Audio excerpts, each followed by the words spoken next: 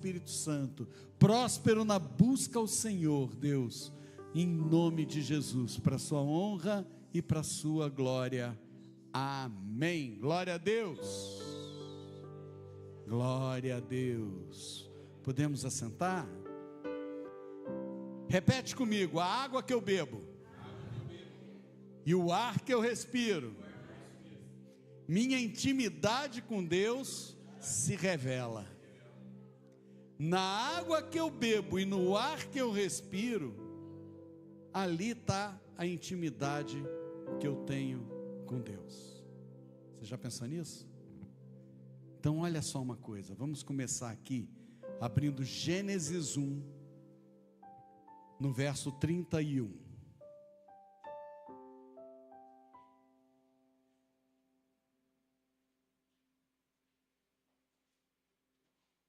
Gênesis 1, 31. Amém? É facinho, né? Abriu a primeira página da Bíblia. Viu Deus tudo quanto fizera, e eis que era muito bom. Houve tarde e manhã, e o sexto dia. Deus viu que tudo que Ele criou era o quê? Essa é o que? A perfeição da criação de Deus.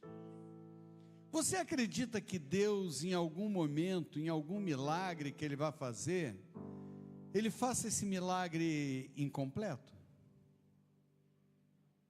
A palavra diz que Ele é o alfa, é o ômega, Ele é o princípio, Ele é o fim, né? E todas as coisas que Ele faz são perfeitas. Então eu quero te convidar a abrir lá em Marcos, no capítulo 8, que eu quero que você reflita sobre algo que há muito tempo atrás Deus me trouxe como uma palavra que eu pregava, que era convencido, convertido, mas que de repente Ele começou a me trazer essa palavra aqui da cura do cego em Betsaida, com um outro entendimento. A palavra de Deus é viva, né? A palavra de Deus é viva. Quando a gente vem ao culto, é porque o Espírito Santo nos trouxe. Por que Ele nos trouxe? Porque aquela palavra que vai ser ministrada, ela é para você.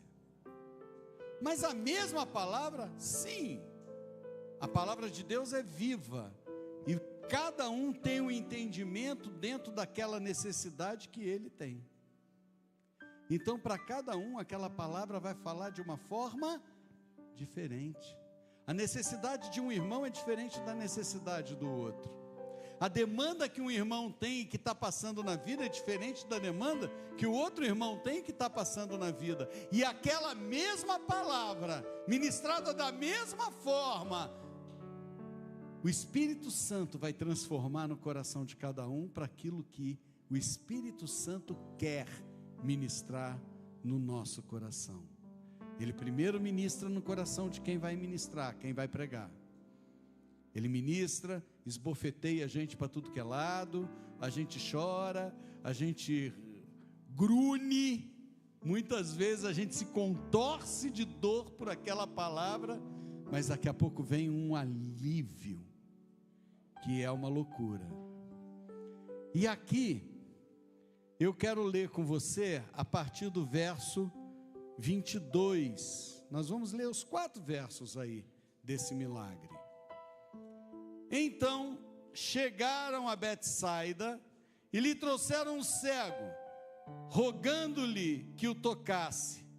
Jesus, tomando o cego pela mão, levou para fora da aldeia e, aplicando-lhe saliva nos olhos, impondo-lhe as mãos, perguntou: vês alguma coisa?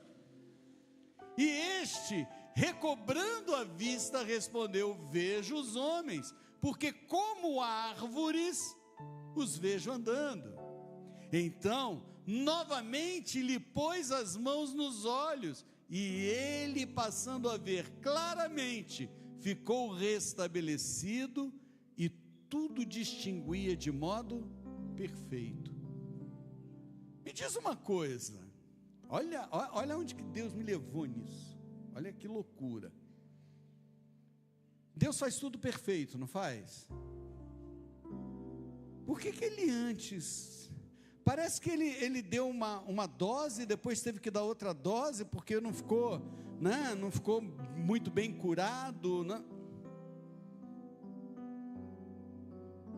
Deus me mostrou uma coisa muito forte aqui nessa cura.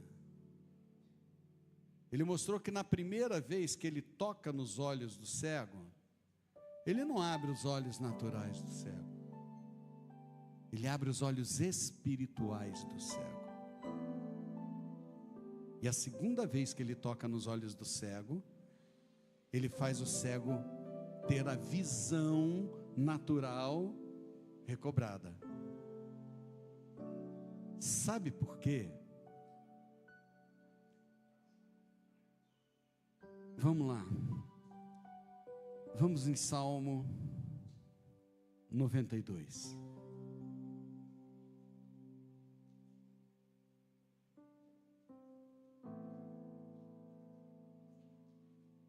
A hora que você entender isso, do jeito que eu entendi, prepara os bufetes. Agora na internet está mostrando muito aqueles campeonatos de tapa na cara, né? Lá no Instagram de vez em quando vem. É um de um lado, o outro do outro, aí um mete um bufete no outro, o outro tem que aguentar. Eu olhei aquele negócio e falei, cara, carinha que mamãe beijou, ninguém põe a mão. Que é isso? Que absurdo é esse? Lê comigo, Salmo 92, abriu? Eu estava só enrolando para dar tempo de você abrir. Salmo 92, verso 12. Olha aqui, verso 12 e verso 13, né? Mas vamos pensar muito bem no 12 antes. O justo florescerá, como a palmeira crescerá, como o cedro no Líbano. O justo florescerá como a palmeira e crescerá como o cedro do Líbano. Olha só o segundo verso. Você quer florescer como a palmeira e crescer como o cedro do Líbano? Olha a continuação aí. Plantados na casa do Senhor, florescerão nos átrios do nosso Deus. Olha que loucura. Você quer crescer? Tem que estar na casa do Senhor. Se não tiver, não cresce. Cataplaf.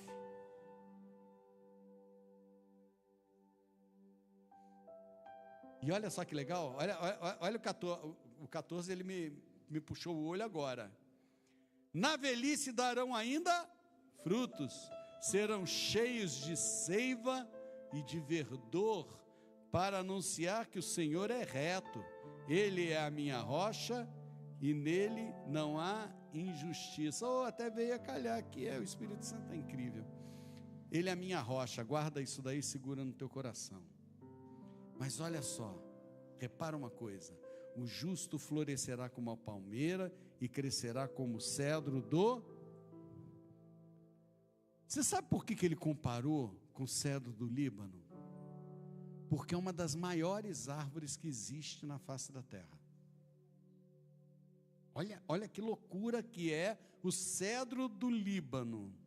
Não é à toa que na bandeira do Líbano tem um cedro, né? 2 faixas vermelhas, se eu não me engano, com cedro verde no meio, se eu não me engano. Nós tínhamos uma aqui pendurada. A semente do cedro, ela já é grande. O cedro, ele chega a crescer 40 metros de altura. Sabe o que são 40 metros de altura? Se a gente tomar o pé direito de um apartamento com 3 metros, hoje é até um pouquinho menos, mas vamos tomar como 3 metros para fazer conta fácil. 13 andares. Imagina um prédio de 13 andares. 39 metros. É a altura de uma árvore do cedro do Líbano. Um prédio de 13 andares. E o diâmetro dele, o diâmetro dele, do tronco, dá 12 metros. Dá 12 metros de diâmetro. Aqui dentro acho que não tem 12 metros. Tem? 7 metros. É quase o dobro disso daqui. O diâmetro, a linha que pega de um lado até o outro lado na reta. É quase o dobro disso daqui, o diâmetro do caule do cedro do Líbano. Quando o cedro do Líbano é plantado e ele cresce 1 metro para fora da terra,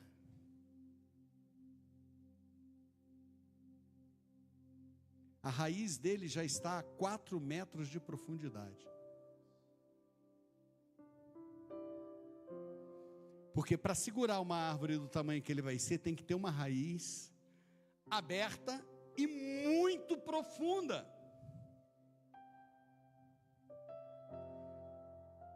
Pega 2 informações agora, aqui lá da biologia. O caule cresce para onde? Para cima. Ok? Então ele tem fototropismo, fotoluz, tropismo, movimento. Ele tem fototropismo positivo, ou seja, ele cresce para... E a raiz cresce para onde? A raiz cresce para baixo. Terra é gel, então ela tem geotropismo positivo também. Ela cresce para baixo. Quanto mais ela aprofunda, né? Quanto mais ela cresce, mais ela aprofunda. Olha essa coisa aqui do cedro do Líbano.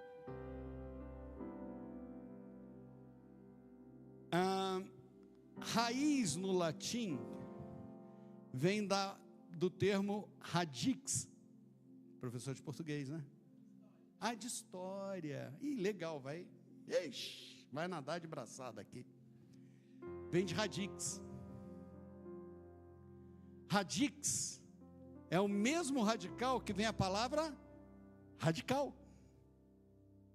Por isso que quando viram para mim e falam assim, você é muito radical, eu falo, sou mesmo.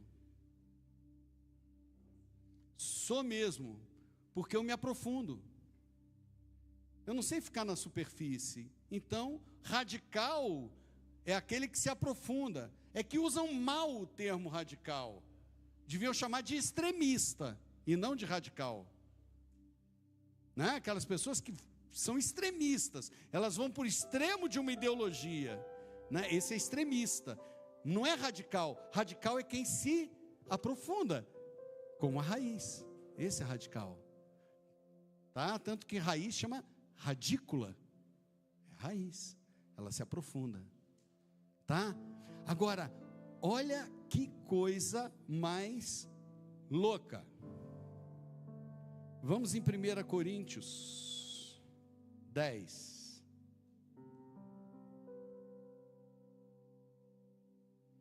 Vocês vão me acompanhar, vocês vão entender aonde que a gente vai chegar.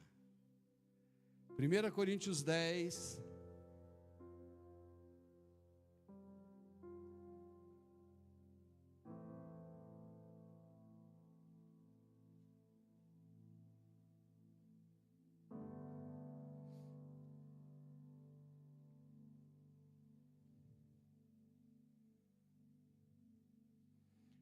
Começa no verso 1.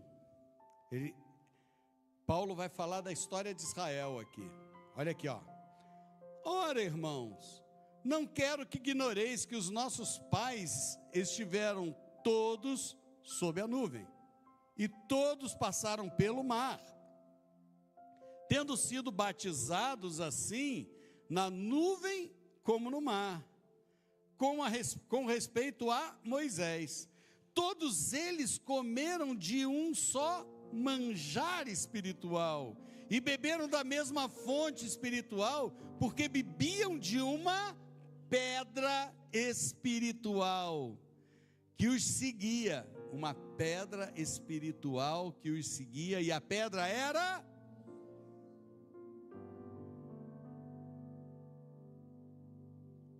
Cristo. A raiz do cedro, você viu que ela vai se aprofundar 4 vezes mais do que ela cresce para cima, certo? Quando ela tinha 1 metro, ela já tinha 4 de profundidade. Quando ela tiver 2 metros, ela tem 8 de profundidade.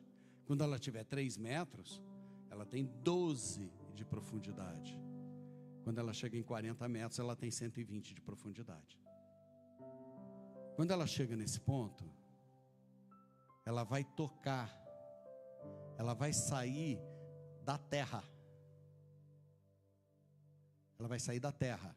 Sabe o que é terra? Um dia eu vou pregar essa palavra aqui de novo. Sabe o que é terra? É rocha em decomposição. Quando a rocha decompõe, ela vira terra. Tá? Por isso que a gente tem terra de várias qualidades diferentes, porque nós temos rocha de 3 qualidades diferentes. Quando ela chega lá embaixo, ela alcança a rocha. Que rocha é essa? É a nossa rocha da crosta terrestre. E ela continua descendo, e ela abraça essa rocha, que é onde ela vai se firmar. Aonde que essa árvore se firma? O que tem embaixo dessa rocha? Água, lençol freático. Aonde que essa árvore vai buscar água para sobreviver? Água profunda, água limpa. Tem água mais limpa do que a água que está no lençol freático? Essa água filtrada. Ciclo da água: evapora, condensa, chove, invade a terra, está filtrando, está deixando impureza. Invade a terra, está deixando impureza. Invade a terra, está deixando impureza. Atravessa a rocha e se deposita no lençol freático. Essa água é água? É água pura. João 7.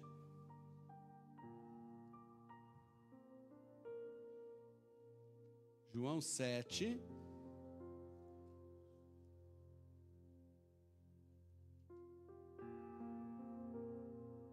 Verso 37 e 38.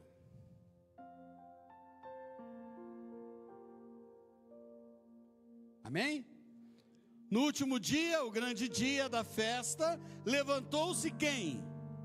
Jesus, e exclamou: se alguém tem sede, vem a mim e beba. Quem crer em mim, diz a Escritura, do seu interior fluirão rios de água. O que ele vai falar para aquela mulher samaritana? Quem bebe da água que eu dou, sacia a sede para sempre. Quem é a rocha da nossa vida? Nós lemos lá atrás que a rocha é Cristo. E a rocha guarda o quê? A água pura. Está dando para você entender por que esse cedro é grande pra caramba?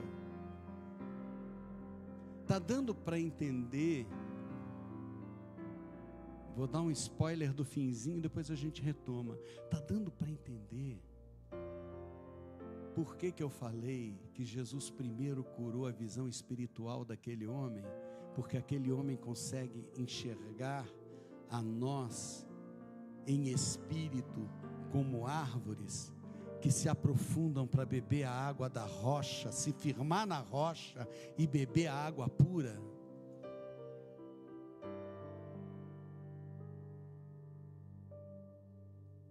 a água que eu bebo, ela me alimenta para ter intimidade com Deus. Agora, eu falei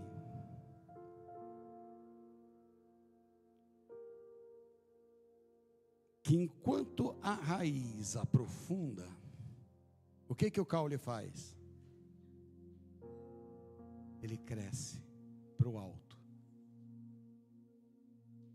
E esse caule, ele vai se abrir em galhos, em ramos, em galhos. E na ponta desses galhos vão ter o quê? Folhas.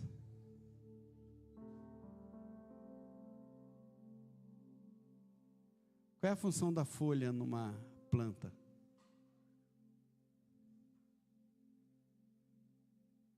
Troca gasosa. A planta, ela não faz só fotossíntese, ela respira também. Certo? Ela respira e ela faz fotossíntese. São dois processos inversos. Fotossíntese é para ganhar energia.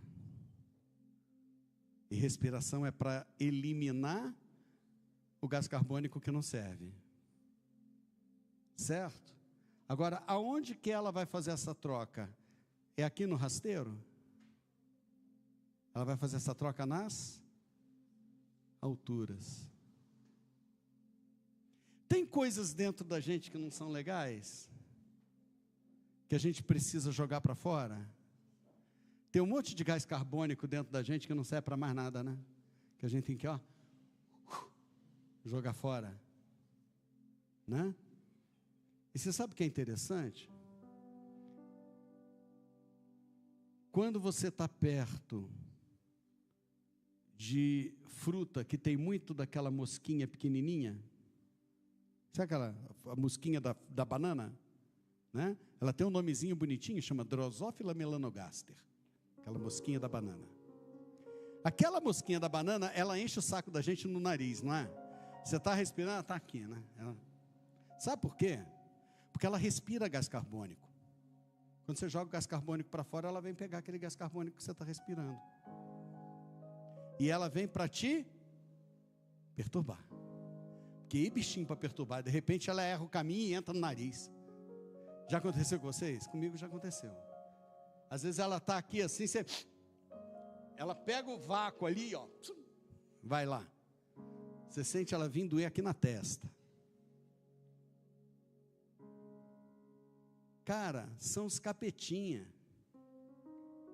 que vem se alimentar do nosso pecado, que a gente está jogando fora. E se a gente não ficar afastando eles vão se fortalecer aonde?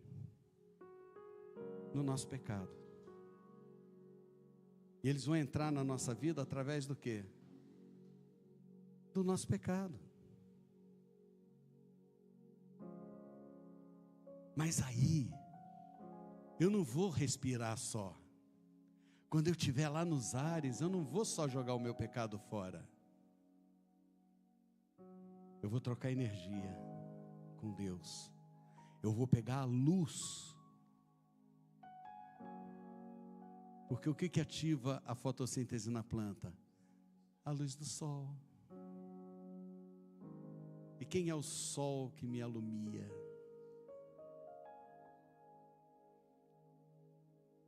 É a minha luz da justiça. E eu vou buscar essa luz da justiça para trocar a minha energia ruim e adquirir uma energia boa. E quem é o sol da justiça? É Jesus. Você entende que eu estou bebendo água pura, mas que eu estou absorvendo a maior energia do mundo no céu? Eu estou me esticando até o céu para buscar dele, somente dele, o ar puro, a energia para poder me encher, para poder restaurar as minhas dores. Durante a noite, as plantas fazem respiração. Elas fazem respiração o dia inteiro. Mas é porque à noite ela não faz fotossíntese porque não tem luz. Então durante a noite, o que fica mais forte de processo dela é expulsar gás carbônico, né? Por isso que muito antigamente, né? Isso daí, graças a Deus, já caiu do currículo escolar. Muito antigamente falavam para as crianças, ensinavam as crianças na escola assim: olha, de noite você tira a plantinha do teu quarto, porque de noite ela solta gás carbônico. Para eu tirar, para a plantinha tirar gás carbônico e jogar na minha cara uma quantidade que vai me fazer mal, eu tenho que tirar antes do meu lado a minha esposa, ou o marido de vocês, porque joga muito mais gás carbônico na tua cara do que qualquer planta. Se à noite a plantinha faz mal no teu quarto, coitado do índio que mora na floresta, ele acorda asfixiado.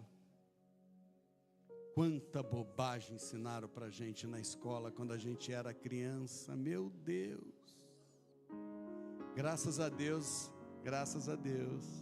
as nossas queridas e amadas titias do Fundamental 1 passaram a gostar de estudar um pouquinho de ciências, que antes era só português para alfabetizar e matemática para ensinar a fazer conta. Aí agora elas resolveram aprender um pouquinho de história, né? Ensinar menos, que tem um monte de gente aí que chama de herói, que herói não tem nada, né? Começaram a aprender um pouquinho mais de história, aprenderam um pouquinho, né? Eles vieram para o Brasil por causa de vento que parou. O vento parou, né? O vento parou e a caravela continuou navegando. Sem motor, tá? Sem motor, o vento parou e ela continuou navegando até chegar no Brasil. Um barco à vela. Foi desse jeito. Mas ensinavam isso.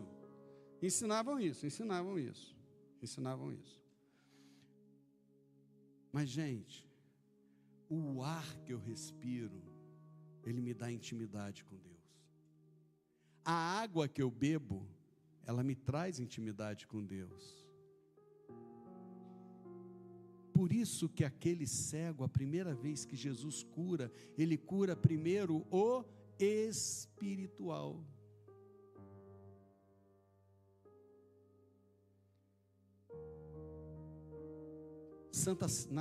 Na última ceia, Jesus se cinge com uma toalha e vai fazer o quê? Vai lavar os pés.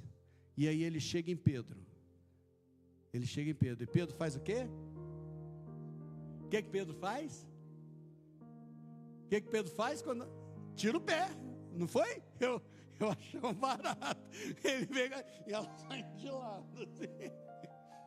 Pedro tira o pé e fala: não, você não está entendendo, você é Deus, não vai lavar meus pés.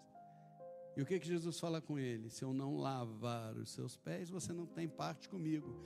E aí Pedro fala: então não lava só os pés não, lava tudo, me dá um banho completo. E aí Jesus virou e falou o quê? Não precisa, porque o Espírito está pronto. O nosso espírito está pronto. A gente tem que consertar a nossa alma. A gente tem que consertar a nossa alma, a nossa carne, porque o Espírito está pronto. E para consertar a minha alma, eu preciso aceitar.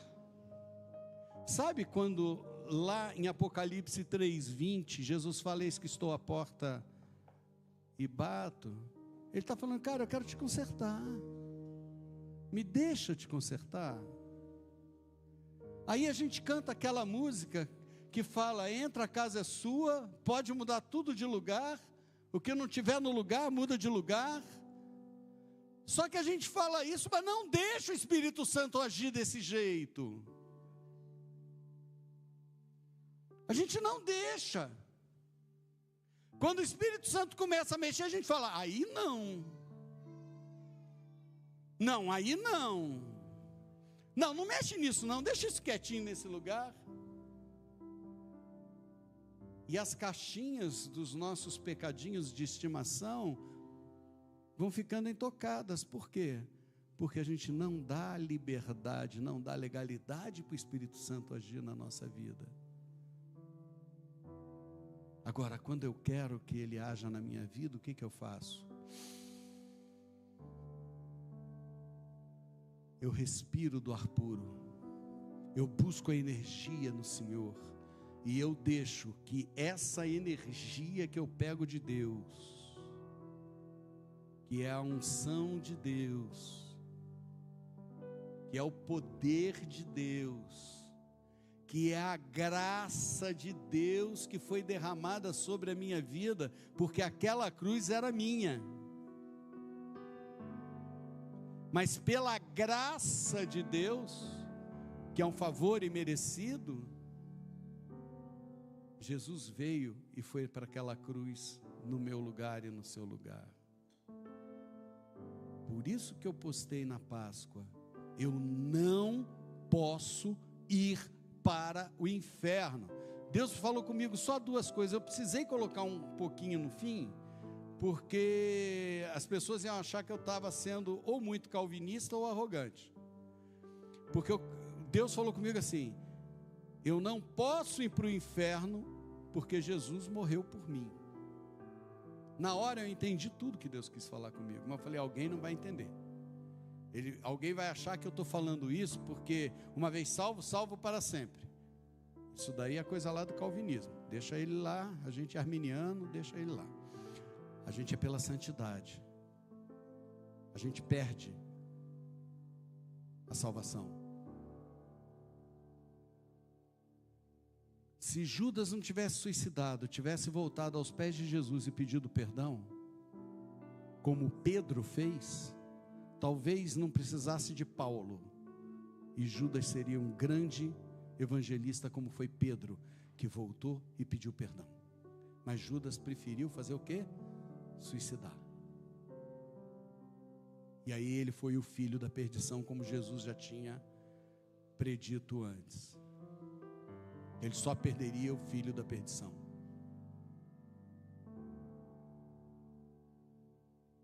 Mas eu não posso ir para o inferno, porque eu tenho que honrar aquele prego que estava naquela mão. Jesus não vai ter morrido por minha causa à toa. Eu não vou deixar Satanás e os seus demônios me fazerem desistir da salvação e ir para o inferno, valorizando meus pecadinhos de estimação.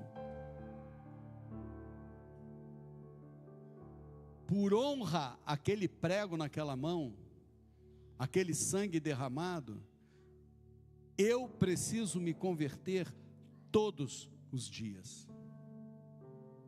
E como eu faço para ter força para isso?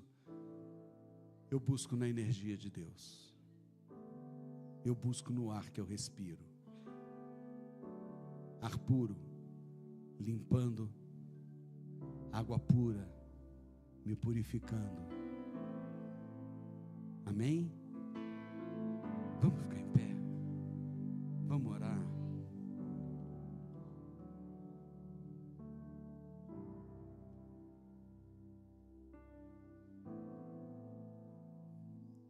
Espírito Santo já deu sinal que eu não precisava terminar, que Ele já terminou, e Ele terminou no teu coração.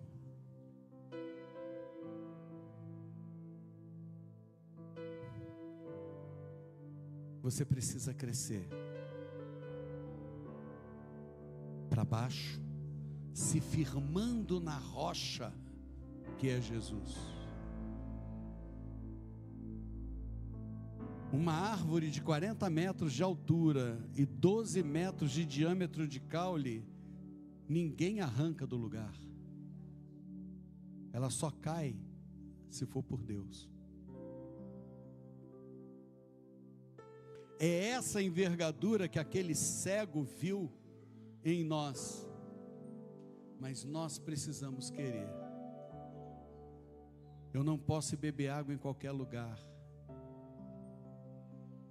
Eu não posso beber água onde a água não é pura.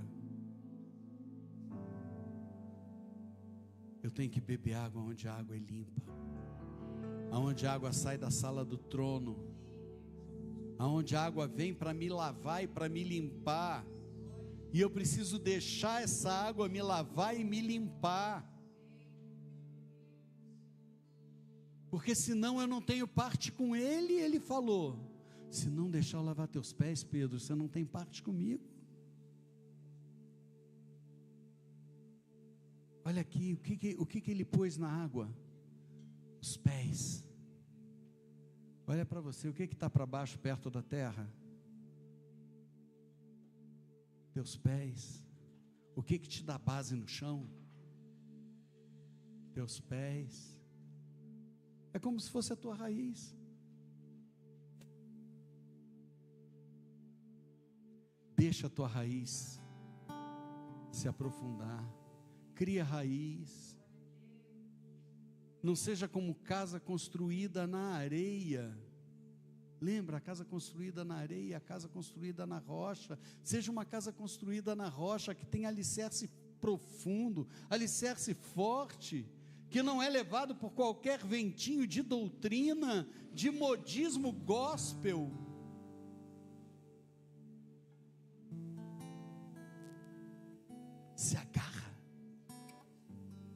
Se agarra em Jesus. Ele não te leva para lugar nenhum, Ele te segura nele, e Ele te dá água viva. Ele te dá água viva. Eu quero beber dessa água. Eu quero beber dessa água pura. Eu quero beber dessa água limpa. Essa água limpa me traz nutriente, ela me alimenta, e eu limpo a minha mente com a energia que vem de Deus, com o sol da esperança. Eu limpo a minha mente. Põe a mão na sua cabeça. Senhor, Paulo fala no capacete da salvação. Eu quero profetizar na vida dos meus irmãos que esse capacete da salvação é um capacete, Pai, sendo bem moderno, fotovoltaico. Ele recebe a luz do sol e transforma em energia. Eu não preciso de energia de mais lugar nenhum. Eu não preciso daquele passezinho, eu não preciso daquela, não preciso daquela profetada. Eu não preciso daquela profetada. Eu preciso de palavra do Senhor que tem a ver com a Bíblia. Eu preciso receber algo que esteja aqui dentro para a minha vida. Senhor, em nome do Senhor Jesus, fala, conserta, arruma tudo que está aqui dentro errado, nos endireita as veredas, nos coloca num caminho reto, nos coloca dentro do seu propósito, porque somente no momento em que eu entrar no seu propósito, eu vou ter um autêntico propósito de vida no Senhor. E aí eu vou entender aquilo que o Senhor tem para que eu cumpra. E aí eu vou entender porque há um propósito no Senhor para a minha vida. Mas só entendo isso no momento em que eu estiver dentro do seu propósito. Se eu não estiver, Senhor, dentro do seu propósito de edificar o seu reino, eu não vou receber. Mas nos leva, Pai, leva a sua noiva a andar sempre como a noiva que está preparada com a sua lamparina cheia de óleo. Nos dá água viva para beber. nos energiza todos os dias. A palavra do Senhor diz que a cada manhã a sua misericórdia se renova. É porque a cada manhã o sol aparece. A cada manhã, no nosso abrir dos olhos, a sua bênção recai sobre nós. Em nome do Senhor Jesus, Pai, abençoa a sua igreja, abençoa a sua noiva, leva a sua noiva a um novo entendimento sobre o Senhor. Depois desse evento de Páscoa, Deus, nós crescemos, nós subimos degraus na vida espiritual com o Senhor, Deus. É ano de sobrenatural, Pai. Nos permita, Senhor, andar no sobrenatural com o Senhor, estarmos firmados na rocha e com a mente no sobrenatural, entendendo tudo aquilo que o Senhor deseja para cada um de nós. Em nome de Jesus, Pai, é o que eu oro, é o que eu peço e é o que eu clamo para sua noiva, em nome de Jesus.